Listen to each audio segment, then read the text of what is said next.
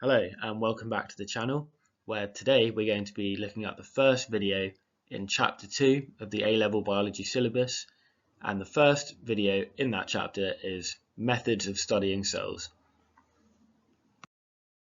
In microscopy, the I-AM equation, image size equals actual size times magnification, helps us calculate the magnification needed to view microscopic structures clearly. But magnification isn't always enough. Resolution is also essential. Resolution is the minimum distance two objects can be apart and still be seen as separate. For example, light microscopes use visible light with relatively long wavelengths, meaning they can only distinguish larger objects, which limits the fine detail that they can reveal. Electron microscopes, however, use beams of electrons with much shorter wavelengths. This shorter wavelength greatly enhances resolution, allowing electron microscopes to distinguish much smaller structures that are beyond the capability of light microscopes. This makes electron microscopy invaluable for studying tiny details at the cellular and even the molecular level. When studying cells, scientists often use a process called cell fractionation. This process involves breaking open cells to separate and isolate their organelles for closer examination, which is essential for understanding their structures and functions. To prepare cells for fractionation, certain conditions must be carefully controlled to ensure that organelles remain intact and undamaged. First, the tissue needs to be kept cold. Low temperatures slow down enzyme activity, reducing the risk of enzymes breaking down the organelles we're trying to study. Next, the solution must be isotonic, meaning it has the same water potential as the cell's interior.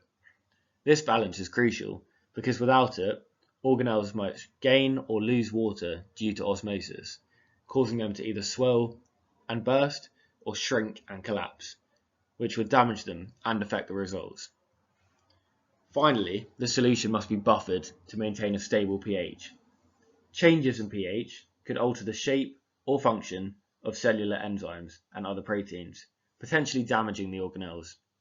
By keeping the pH constant, we ensure that all cellular components are in an environment where they remain stable. These specific conditions, cold, isotonic, and buffered, are essential for a successful fractionation process that preserves organelles in their natural state for further study.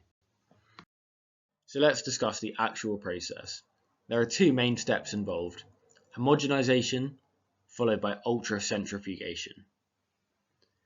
In the homogenization step, cells are broken up using a blender or similar device. This releases the organelles from inside the cells, creating a mixture called the homogenate.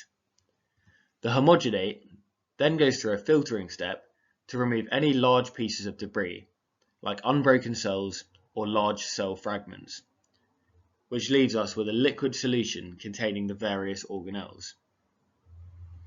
The next stage is ultracentrifugation, which uses a centrifuge to separate organelles based on their density. Here's how it works. So we take the filtered homogenate and place it in a centrifuge tube, which is then spun at a low speed. Since the centrifuge creates a powerful force, the heaviest organelles, usually the nuclei, move to the bottom of the tube and form a solid pellet. The liquid at the top, known as the supernatant, is carefully poured off into a new tube, leaving the pellet of nuclei at the bottom of the original tube. Next, the supernatant goes back into the centrifuge and is spun again, this time at a higher speed. The next heaviest organelle, typically the mitochondria, are forced to the bottom, forming a new pellet. This process continues at progressively higher speeds, each time the centrifuge isolates organelles of decreasing density, allowing us to separate out components like lysosomes, endoplasmic reticulum, and ribosomes. Through this method, we can separate and collect specific organelles from cells, enabling detailed study of their structure and function. Cell fractionation is an essential tool in cell biology, as it allows scientists to understand the roles of different cellular components in health, disease, and other biological processes. Thank you very much for taking the time to watch this video. If you enjoyed and found it useful, make sure you like, comment, and subscribe, and also share it with your friends. Also, feel free to check out any other videos on this channel. Thank you very much for watching.